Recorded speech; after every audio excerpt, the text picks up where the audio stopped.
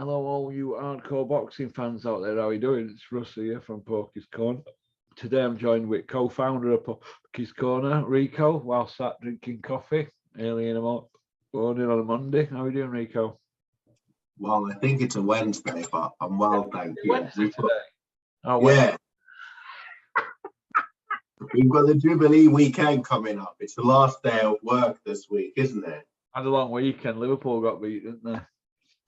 Good. I mean, I celebrated. I was happy because I support Man United, Real Madrid. Yeah, you were caught me red. I know, but you know why? It's, Liverpool's had enough success, and all the fans got too excited about treble, which never happened. Quadruple. But I tell you what, though, in 4 years, there's only 1 point to separate Man City and Liverpool, isn't there? Yeah, but history remembers the ones that win the league rather than the ones that were 1 point off in a 4-year period. Would you have preferred Liverpool to win league or Man City? You know what? It's hard. I probably prefer Man City, to be honest. You hate us that much, Rico. It's like asking if you want AIDS or cancer. Both are bad options, so you probably don't want either. That's how bad it's become. But then again, we as Man United, we've got nothing to celebrate. So the quicker the season. What about 10 managers, aren't you, in 10 years? Well, if you call them managers, yeah, but I mean, 10 charlatans. Let's see how the new guy Ten Hag does. What about him? He's the space cadet, isn't he? Harry Maguire. Don't even mention that waste of space. The guy's terrible. I don't know. The club's just run so badly, and it's just I don't know where to start. But we're not here to talk about football. There's lots of podcasts. We're the hardcore channel for the boxing fans, aren't we? Yeah. Okay. Let's blast through then. Who's your top, Rico? Who would you say your top 7 is for pound for pound? You know what? What Canelo losing, he makes it quite interesting. I'd probably have to say Usyk. Usyk's number 1, my number 1. Yeah, I've then got Spence. I'd still say Canelo because he still holds the belt. Can we include him though? Because he's a drug cheat, isn't he? Yeah, but if we start going down that route, I mean, who's going to be left? Next, will be. Yeah, good point. Yeah, so we've got Usyk. I'd say Inoue. Sorry, Canelo, Inoue. Then I'd go Spence, Crawford. You probably have to put people in there. Josh Taylor, Jamel Charlo.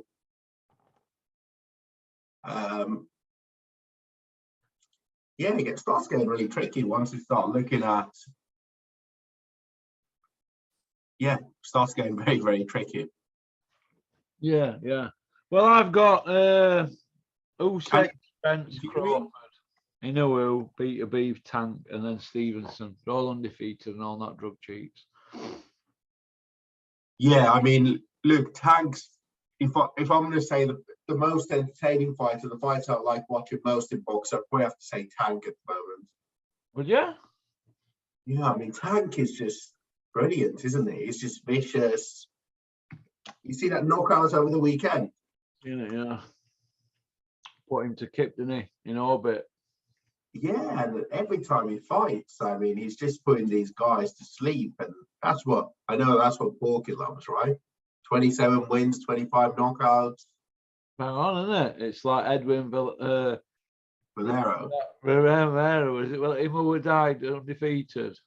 Yeah, him that killed his wife and died in the cell. Yeah. Okay. David Evanesian Ortiz, do you think it's a good fight if it happens? I think so. I think Evanesian deserves a shot. I think he's lost at top level, hasn't he, previously? But I think he deserves another shot. I think it's a great test for Ortiz. And it's again another fight that Conor Benn should have been fighting. I mean, Conor Benn against Avanesian, it doesn't make any sense why they aren't fighting. I mean, Avanesian is based in Plymouth, isn't he? Yeah. He's based in the UK. He's managed by a UK guy. He could have easily fought against. He's beaten Josh Kelly.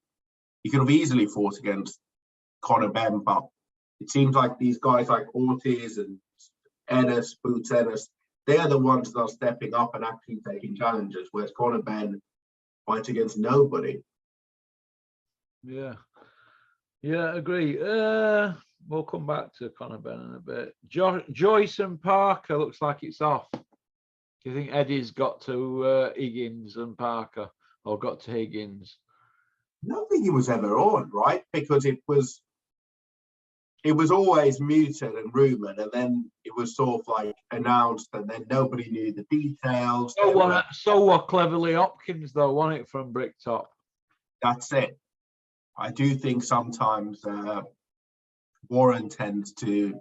Wilder Chisora, we had that press conference as well. I think sometimes what they do is they string people along just for the broadcaster. Yeah. You see what I mean? They just want to keep BT like, oh, we've made this big fight, and then they can say, oh, it's contract issues. Otherwise, it looks like they've got nothing coming up in the calendar. Yeah. Yeah. Okay. Beaver Smith Jr., who do you fancy? You've got to go for your man, Beaver. Listen, biggest, only world champion in the world at the moment who's got a 100% KO ratio. Yeah, although Tank's not far off, he's got 25 and 27. 94%. Yeah, something like that. Yeah, I mean, but yeah, I think with Beterbiev, I'd love to see him fight against more good opponents, because I think he's going to be past it soon, and also he won't be remembered as a great unless he has more like competitive fights. I think Joe Smith Jr. is quite crude, he's got low power, but it's a wild match fight for Beterbiev. Yeah, okay.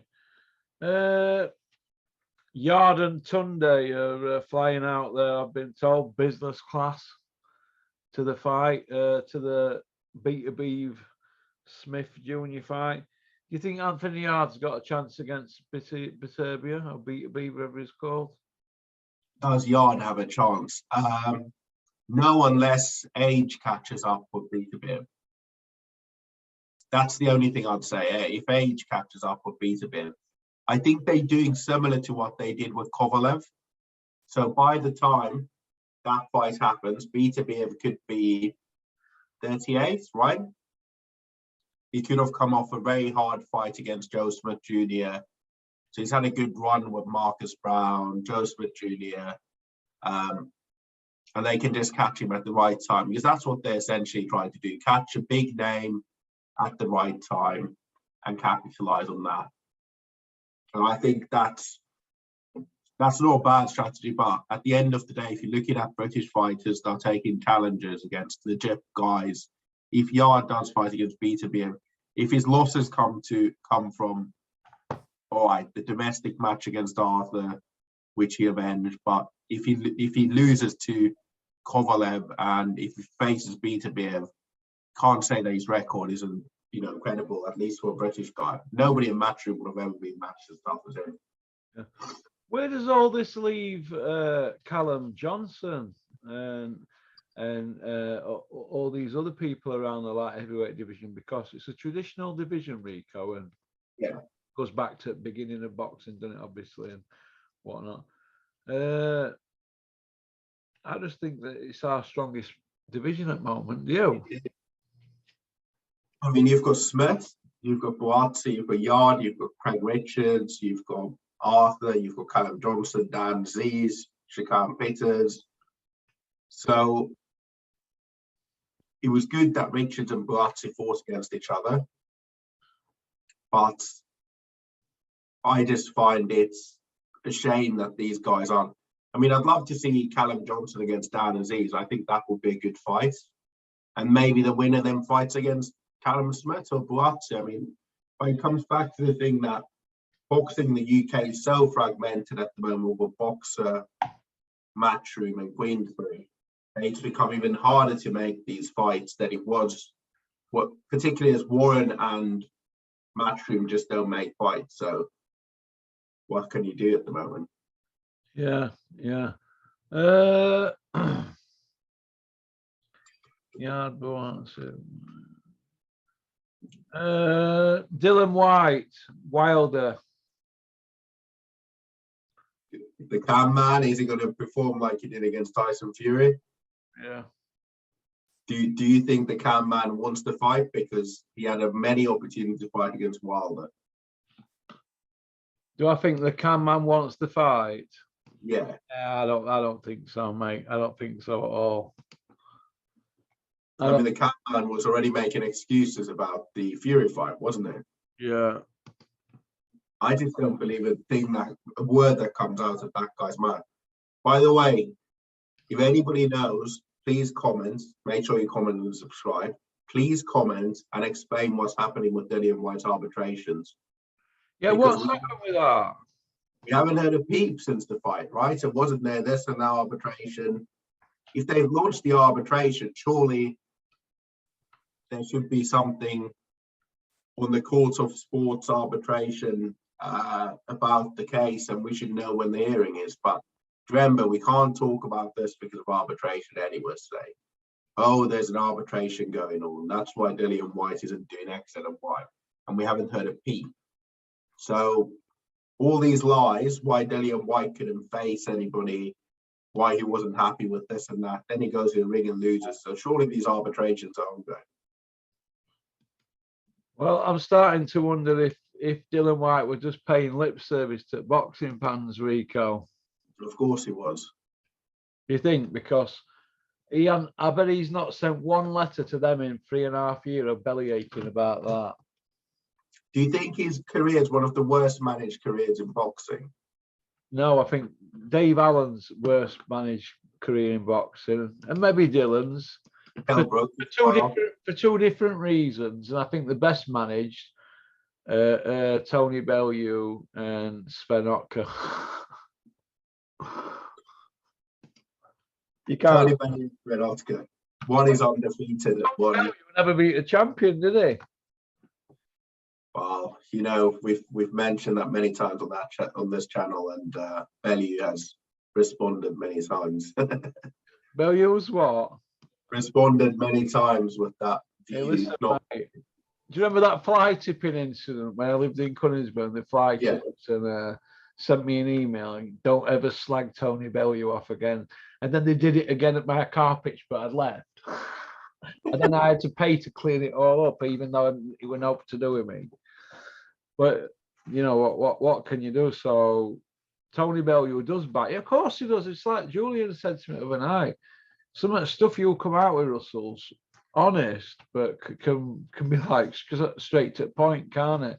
People, I was in a pub once. Let me tell you the story. And this kid come in, and he was going on and on and on about Tony Bellew this, Tony Bellew that, and now he went from my area. And I thought, was this here geezer in here staggering about? He was staggering about, mate. We drink, Tony Bellew, you know, after he beat 8 first time, and I says he broke his fucking leg. What on about? Otherwise, they would have won. No, I got involved in beef then. And this guy's going, no. Tony hitting him with that much force, it bent his leg. And this is fucking the fanaticalness of it. I says, listen, mate, you never beat a fucking champion in his life. What are you on about? I tied him up in knots with all statistics, and he was like, fucking Dave Allen. Do you know what I mean? But I have given him some stick, but he deserves it because he's just a walking contradiction. You see, what I've noticed about boxing people, and I noticed this from very, very first day when I was up at Sheffield, and I've noticed that boxing people, they're like, they put their heads down in sand. They know it's wrong. I mean, some of the things people come out with, for example, we're talking champion boxers, a world champion boxer, and he has got ability, Bill. We don't get me wrong, he's got a fantastic left hook, hasn't he? technically he's half all right, isn't he? But he was fighting at wrong weight for years. Everybody knows that he thought he could strip his send down and carry his power, didn't he, through. You can do that against bums, can't you? But when he was going up against the big punchers, he was in trouble all the time, wasn't he? But I just feel that people in boxing, they just come out with bullshit. They know it's fucking wrong. Like Johnny Nelson saying Holyfield's and Holyfield and George Foreman, same as Takam, he said, didn't he? Takam's like them rolled into one. You remember before the Joshua fight? Johnny Nelson knows that's wrong. Same as Tony Bellew when he says things about Boazzi being like Andre Ward, his big hero, and Holyfield. They know it's wrong and they just batten their heads down, don't they? Do you agree? It's just clickbait, and they're saying things. They're not saying things to be truthful to the fans. They're saying things so that they can get pats on the backs from their mates in boxing, whether that be the trainer of a fighter, or whether that be the manager, or whether that be the fighter themselves. They're not saying what they actually think, because behind closed doors, and you know this as well as I do, behind closed doors they'll say something completely different. Yeah. Oh yeah. But you know what? The guy is a walking contradiction. I saw him in one breath he's saying that anybody that beats women needs to be hung and yada yada yada. And the next breath is he's bringing up his mate Jamie Cox, who filled that bird in, didn't he? Yeah. So we all know what Jamie Cox has done. Oh, Jamie won't do that, lies, me pal. Do you remember when he said that Dillian White would never do doping because he knows him, and then he calling Canelo a drug cheat and all that? Everybody's a cheat unless it's Tony Bellew's pal. That's it. It's and because they know them, they know that they'll never do it. Of course they know that, but somebody they don't know, they definitely sure that they will do it. Yeah. Dubois, Brian, who wins that? I mean, Dubois. I mean, Brian's terrible, isn't he? Yeah. What about Clark Efron for British? Who's Brian's best win? I don't know. Some dosser probably. Lennox Clark, Mark Efron, Lennox Clark for British. That's a good fight, isn't it? Yeah, I mean, I know you're a Mark Efron fan. You always have been.